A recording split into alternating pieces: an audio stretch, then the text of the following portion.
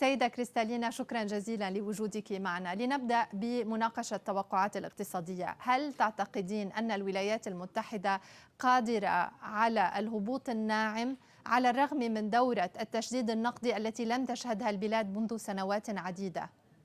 It looks very likely that the US will avoid recession.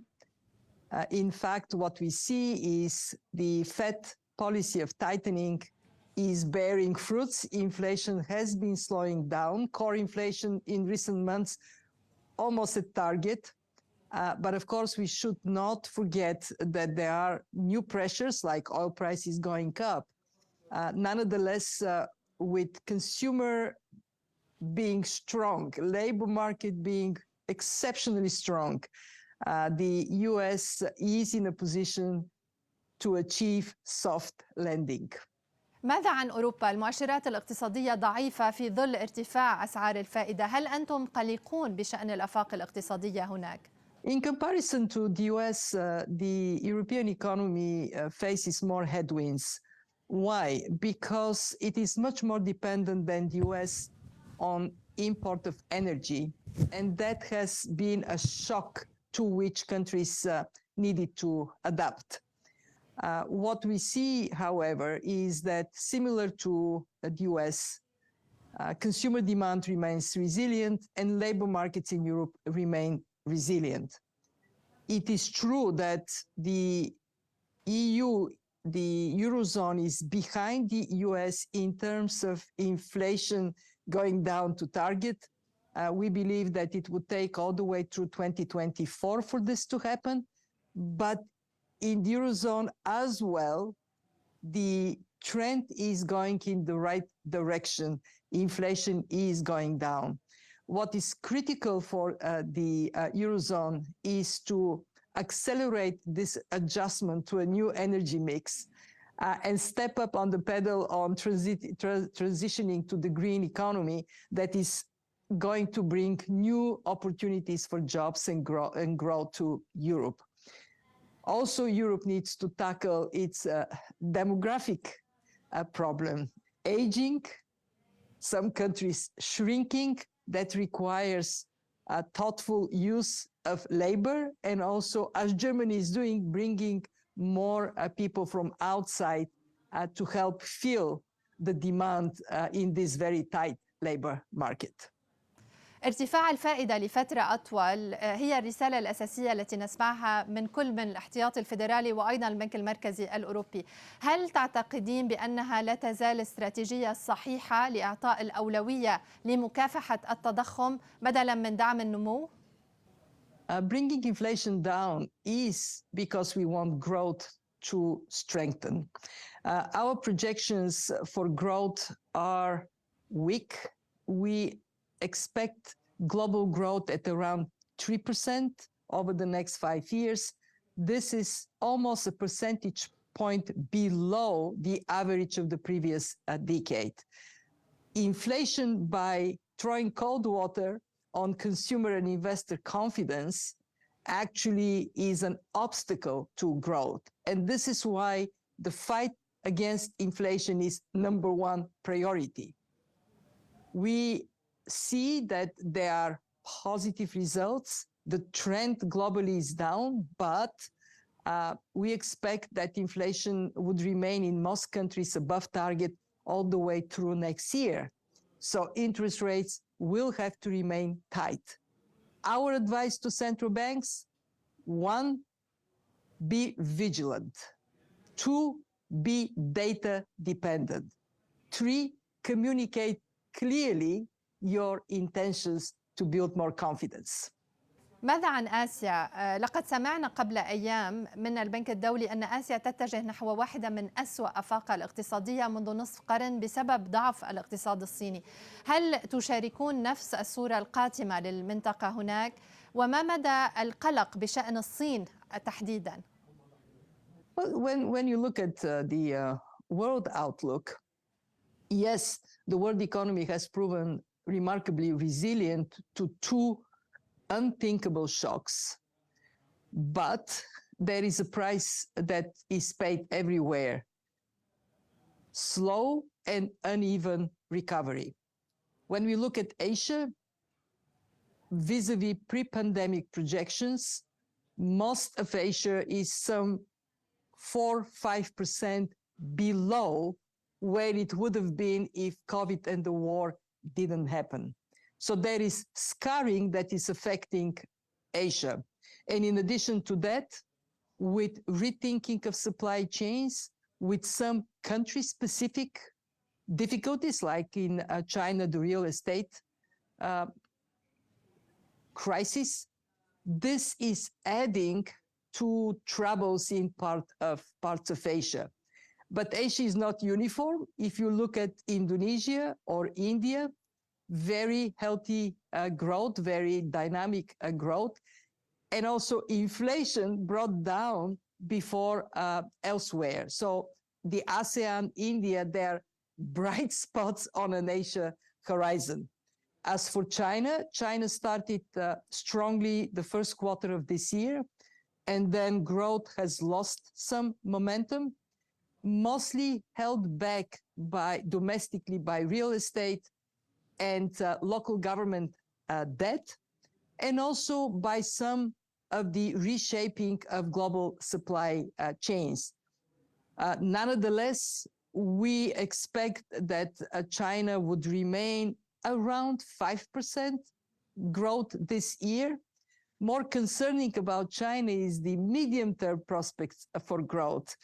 It may drop under 4% unless China pursues structural reforms such as pension reforms, social support reforms, moving more of the money in the hands of consumers to create more consumer-driven growth for the future.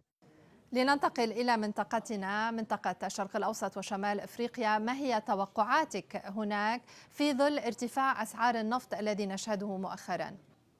Well, what we see is some slowdown in MENA vis-a-vis last year. And this is the trend globally. It is happening in MENA as well.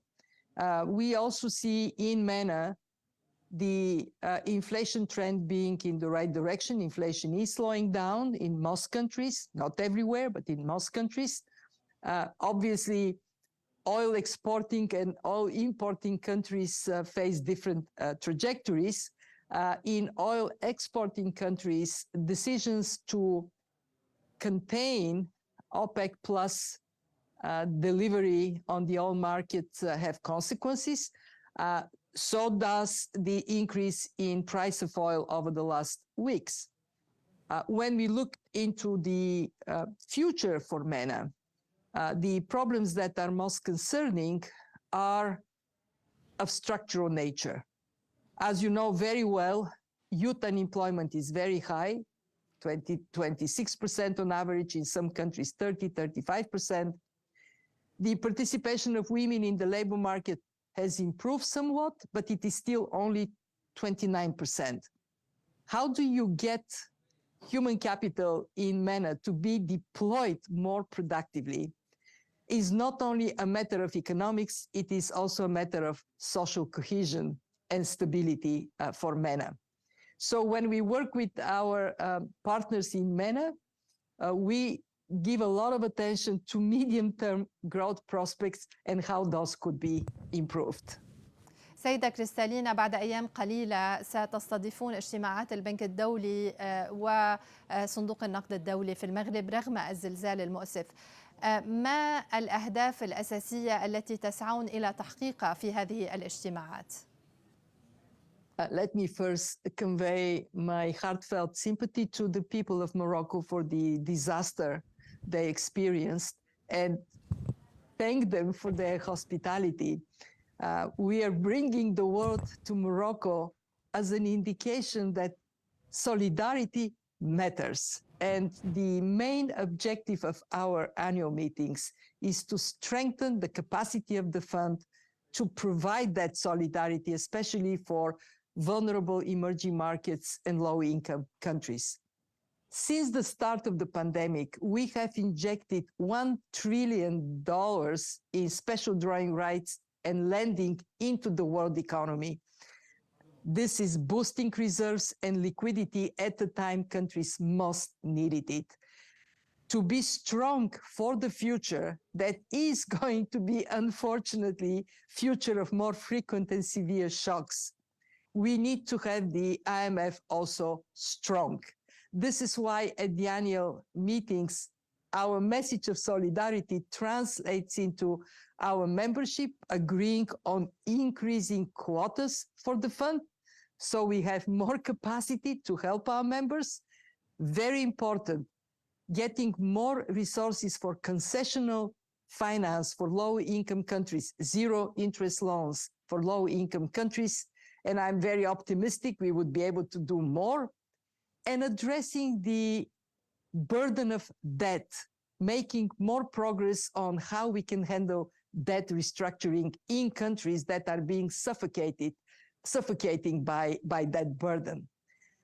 Overall, we also want to see together in this more uncertain world, what are the right policies to go forward, recognizing that there is a big divergence, not only in terms of incomes, but also in terms of policy choices, that each country now is marching on its own tune. And it is there at the annual meetings that we can bring all of us to march together. وبالتالي هذا ردكم على الأصوات التي تشكك في أهمية المنظمات الدولية مثل صندوق النقد الدولي. سيدة كريستالينا، ماذا عن مصر تحديداً؟ تأخرت المراجعة الأولى عدة مرات وسط تساؤلات حول مدى تقدم مصر في تلبية شروط صندوق النقد الدولي. متى تتوقعون حدوث هذه المراجعة وما هي العقبات الرئيسية؟ We are engaging very closely with the Egyptian authorities. There has been quite a lot of progress on, for example, bringing more private capital in areas where state-owned enterprises may not be the best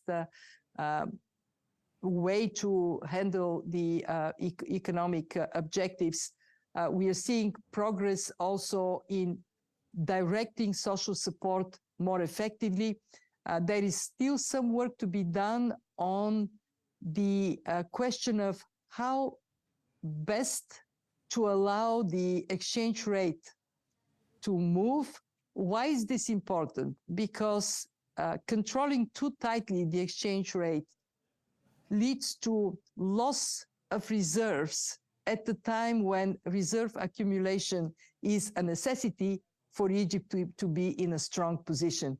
Our team is going to have more to say on that matter over the next days, and I very much look forward to meet the Egyptian delegation when we are at the annual meetings. وبالتالي هل ممكن أن تتم المراجعة هذا العام؟ We are very keen to see progress on the review as quickly as we can resolve the remaining issues, and yes, it is possible to have the review done within this year.